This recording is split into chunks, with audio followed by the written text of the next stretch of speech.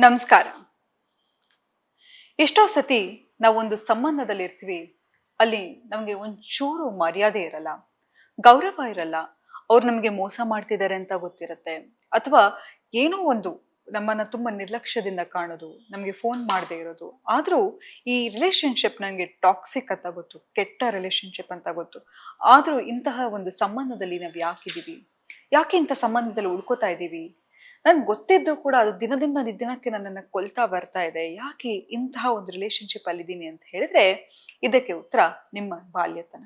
ಹೌದು.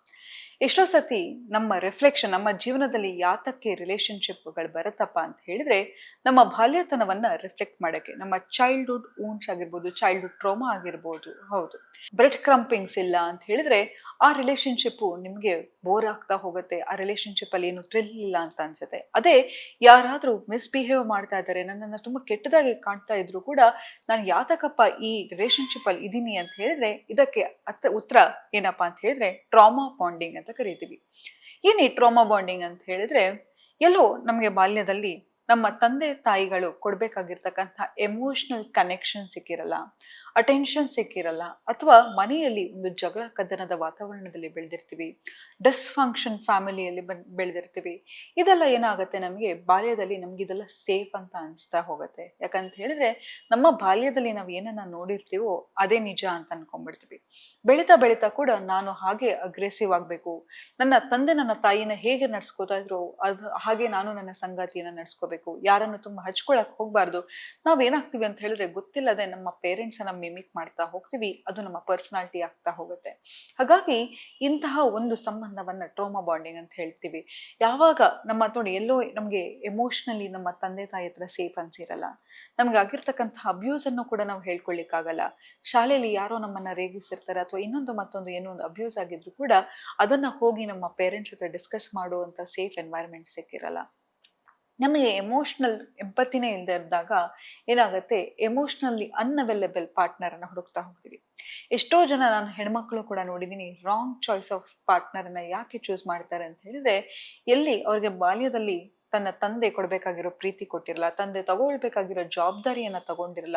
ಯಾವಾಗ್ಲೂ ಮನೆಯಲ್ಲಿ ತಾಯಿನೇ ಮ್ಯಾಸ್ಕ್ಯುಲಿನ್ ರೋಲ್ ಅನ್ನ ಪ್ಲೇ ಮಾಡ್ತಾ ಇರ್ತಾಳೆ. ಅದನ್ನ ನೋಡಿದ ಮಗಳು ಕೂಡ ಅದೇ ರೀತಿ, ಅಮ್ಮ ನಾನು ಹೀಗೆ ಇರಬೇಕು, ನಾನು ತುಂಬಾ ಇಂಡಿಪೆಂಡೆಂಟ್ ಆಗಿರ್ಬೇಕು, ನನಗೆ ಪ್ರೊವೈಡರ್ ಗಂಡ ಒಳ್ಳೇದಲ್ಲ, ಅಥವಾ ಎಲ್ಲೋ ಒಂದ್ ಕಡೆ ಇಂತಹದೇ ಒಂದು ಸೇಫ್ ರಿಲೇಶನ್ಶಿಪ್ ಅಂತ ಅನ್ಕೊಂಡು ಸಬ್ ಕಾನ್ಶಿಯಸ್ಲಿ ಇಂತಹ ಒಂದು ಪರ್ಸನಾಲಿಟಿ ಇರೋ ನೋಡಿರ್ಬೋದು.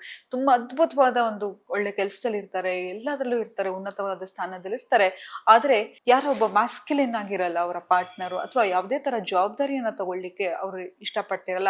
ಸಬ್ ಕಾನ್ಶಿಯಸ್ಲಿ ನಮ್ಮ ತಂದೆ ರೀತಿ ಇರತಕ್ಕಂತಹ ಒಂದು ಪಾರ್ಟ್ನರ್ ಅನ್ನೇ ನಾವು ಮ್ಯಾನಿಫೆಸ್ಟ್ ಮಾಡ್ತಾ ಹೋಗ್ತೀವಿ. ಇದೇನಪ್ಪಾ ಅಂತ ಹೇಳಿದ್ರೆ, ಇದಕ್ಕೆ ಏನಂತ ಉತ್ತರ ಅಂತ ಹೇಳಿದ್ರೆ, ಚೈಲ್ಡ್‌ಹುಡ್ ವೂಂಡ್ಸ್ ಅಂತ ಕರಿತೀವಿ. ಕೆಲವು ಸತಿ ನೋಡಿರ್ಬೋದು, ತಾಯಿ ಎಮೋಷನಲಿ ಅವೈಲೇಬಲ್ ಇರಲ್ಲ, ಕೊಡ್ಬೇಕಾಗಿರೋ ಪ್ರೀತಿಯನ್ನ ಕೊಡ್ತಾ ಇರಲ್ಲ, ಅಥವಾ ನಮ್ಗೆ ತಾಯಿ ನಮ್ಮ ನಮ್ಮ ಭಾವನೆಯನ್ನ ಅರ್ಥ ಮಾಡ್ಕೊಳ್ದೆ ಇದ್ದಾಗ ಎಲ್ಲಿ ತುಂಬಾ ಸ್ಟ್ರಿಕ್ಟ್ ಆಗಿರ್ತಾರೆ, ಯಾವಾಗ್ಲೂ ಬೈಯೋದಾಗಿರ್ಬೋದು, ಅಥವಾ ನಮ್ಮ ಬಾಡಿ ಬಗ್ಗೆ ಮಾತಾಡೋದಾಗಿರ್ಬೋದು. ಇದೆಲ್ಲವನ್ನ ಮಾಡ್ತಾ ಇದ್ರು ಕೂಡ ನಾವೆಂತಹ ಒಂದು ಪಾರ್ಟ್ನರ್ ಅನ್ನ ಸೆಳಿತೀವಪ್ಪ ಅಂತ ಹೇಳಿದ್ರೆ, ಎಮೋಷನಲಿ ಅನ್‌ಅವೈಲೇಬಲ್ ಇರೋರ್ತಕ್ಕಂಥವರನ್ನ. ಯಾರು ನಮ್ಗೆ ನಮ್ಮ ಭಾವನೆಯನ್ನ ಅರ್ಥ ಮಾಡ್ಕೊಳ್ದೆ ಇರೋರು, ಅವ್ರ ಹತ್ರ ನಾವೇನ್ ಮಾಡ್ತೀವಿ ಅಂತ ಹೇಳಿದ್ರೆ, ನೋಡಿ, ಸಣ್ಣ ಮಕ್ಕಳಲ್ಲಿ ಏನ್ ಮಾಡ್ತೀವಿ, ನಾನು ಒಂದು ಒಳ್ಳೆ ಮಗು ಅಂತ ಪ್ರೂವ್ ಮಾಡ್ಲಿಕ್ಕೆ ನಮ್ಮ ತಂದೆ ತಾಯಿಗಳಿಗೆ ಏನನ್ನೆಲ್ಲ ಮಾಡ್ತಿರ್ತೀವಿ. ಒಳ್ಳೆ ಸ್ಕೂಲಲ್ಲಿ ಹೋಗ್ತೀವಿ, ಒಳ್ಳೆ ಮಾರ್ಕ್ಸ್ ಅನ್ನ ತೆಗಿಲಿಕ್ಕೆ ಪ್ರಯತ್ನ ಪಡ್ತೀವಿ, ನಮ್ಗೆ ಇಷ್ಟ ಇದೆಯೋ ಇಲ್ವೋ ಹಾಡನ್ನ ಕಲಿತೀವಿ, ಡ್ಯಾನ್ಸ್ ಅನ್ನ ಮಾಡ್ತೀವಿ, ಏನೋ ಒಂದು ಕಾನ್ಸ್ಟೆಂಟ್ ಆಗಿ ಒಂದು ಅಟೆನ್ಷನ್ಗೋಸ್ಕರ ಕ್ರೇವ್ ಮಾಡ್ತಾ ಇರ್ತೀವಿ. ದೊಡ್ಡವರಾದ್ಮೇಲೆ ಕೂಡ ಅದನ್ನೇ ನಾವು ಮಾಡ್ಲಿಕ್ಕೆ ಹೋಗ್ತಾ ಇರ್ತೀವಿ. ಎಷ್ಟೋ ಸತಿ ನಾವು ಸಂಬಂಧದಲ್ಲಿ ಓವರ್ ಡೂ ಮಾಡ್ಬಿಡ್ತೀವಿ ಅಲ್ವಾ. ತುಂಬಾನೇ ಅವ್ರು ಕೇಳೋದಕ್ಕಿಂತ ಹೆಚ್ಚಾಗಿ ಮಾಡ್ಬಿಡೋದು, ಕೇಳೋದಕ್ಕಿಂತ ಹೆಚ್ಚಾಗಿ ಪ್ರೀತಿಯನ್ನು ಕೊಡೋದು, ಅವ್ರು ಕೇಳೋದಕ್ಕಿಂತ ಹೆಚ್ಚಾಗಿ ಎಲ್ಲವನ್ನ ಮಾಡುದು, ಕೊನೆಗೆ ಡಿಸಪಾಯಿಂಟ್ಮೆಂಟ್ಗೆ ಒಳಗಾಗ್ತೀವಿ. ಯಾಕಪ್ಪ ಅಂತ ಹೇಳಿದ್ರೆ, ಇದೆಲ್ಲವೂ ಚೈಲ್ಡ್‌ಹುಡ್ ವೂಂಡ್ಸ್. ಹಾಗಾಗಿ ನೋಡಿ, ನೀವ್ ಯಾವ ರಿಲೇಶನ್ಶಿಪ್ ಅನ್ನ ಮ್ಯಾನಿಫೆಸ್ಟ್ ಮಾಡ್ತಿದ್ದೀರಾ ನೋಡಿ, ಎಷ್ಟೋ ಸತಿ ನೀವು ಅನ್ಕೊಂಡಿರ್ತೀರಾ, ಪಾರ್ಟ್ನರ್ನ ಚೇಂಜ್ ಮಾಡ್ತಾ ಹೋಗ್ತಿರ್ತೀರಾ, ಆದ್ರೆ ಬಿಹೇವಿಯರಲ್ ಪ್ಯಾಟರ್ನ್ ಮಾತ್ರ ಸೇಮ್ ಆಗಿರುತ್ತೆ. ಒಂದೊಂದ್ಸತಿ ಅನ್ಸುತ್ತೆ ಇವರೆಲ್ಲ ಒಂದೇ ತರ, ಆದ್ರೆ ಬೇರೆ ಬೇರೆ ರೂಪದಲ್ಲಿ ಬರ್ತಾ ಇದಾರೆ ಅಂತ.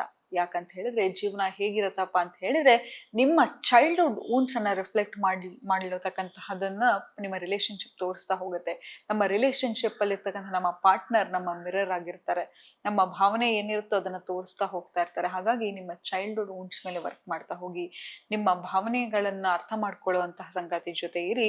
ಯಾಕಂತ ಹೇಳಿದ್ರೆ, ನಿಮ್ಮ ಬಾಲ್ಯದಲ್ಲಿ ನಿಮ್ಗೆ ಸರಿಯಾಗಿರ್ಲಿಲ್ಲ ಅಂದ್ರೆ ಅದು ನಿಮ್ಮ ಜವಾಬ್ದಾರಿ ಅಲ್ಲ. ಯಾಕಂತ ಹೇಳಿದ್ರೆ, ಆಗ ನೀವು ತುಂಬಾನೇ ಚಿಕ್ಕವರಾಗಿದ್ರಿ, ನಿಮ್ಗೆ ಯಾವ್ದು ಸರಿ ಯಾವ್ದು ತಪ್ಪಂತ ಗೊತ್ತಿರಲಿಲ್ಲ. ಹಾಗಾಗಿ ನಿಮ್ಮ ಚೈಲ್ಡ್‌ಹುಡ್ ವುಂಡ್ಸ್ ಅನ್ನ ಹೀಲ್ ಮಾಡ್ಕೊಳ್ಳಿ, ಟ್ರೋಮಾ ಬಾಂಡಿಂಗ್ ಇಂದ ಆಚೆ ಬನ್ನಿ. ಯಾರಾದ್ರೂ ನಿಮ್ಮ ಡಿಸ್‌ರೆಸ್ಪೆಕ್ಟ್‌ಫುಲ್ ಆಗಿ ನೋಡ್ತಾ ಇದ್ದಾರೆ ಅಥವಾ ನಿಮಗೆ ಬೇಕಾದ ಪ್ರೀತಿ, ಅಟೆನ್ಷನ್ ಅನ್ನ ಕೊಡ್ತಾ ಇಲ್ಲ ಅಂತ ಹೇಳಿದ್ರೆ, ನಿರ್ದಿಷ್ಟವಾಗಿ ನಿಮ್ಗೆ ಏನು ಬೇಕು ಅನ್ನೋದನ್ನ ಅರ್ಥ ಮಾಡ್ಕೊಂಡು ರಿಲೇಶನ್‌ಶಿಪ್ ಅಲ್ಲಿ ಸಿಗದೆ ಹೋದ್ರೆ ಮುಂದೆ ಹೋಗ್ತಾ ಹೋಗಿ ಅಂತ ಹೇಳ್ತಾ ಇವತ್ತಿನ ಸಂಚಿಕೆಯನ್ನ ನಾನು ಮುಕ್ತಾಯಗೊಳಿಸ್ತಿದ್ದೀನಿ. ಧನ್ಯವಾದಗಳು.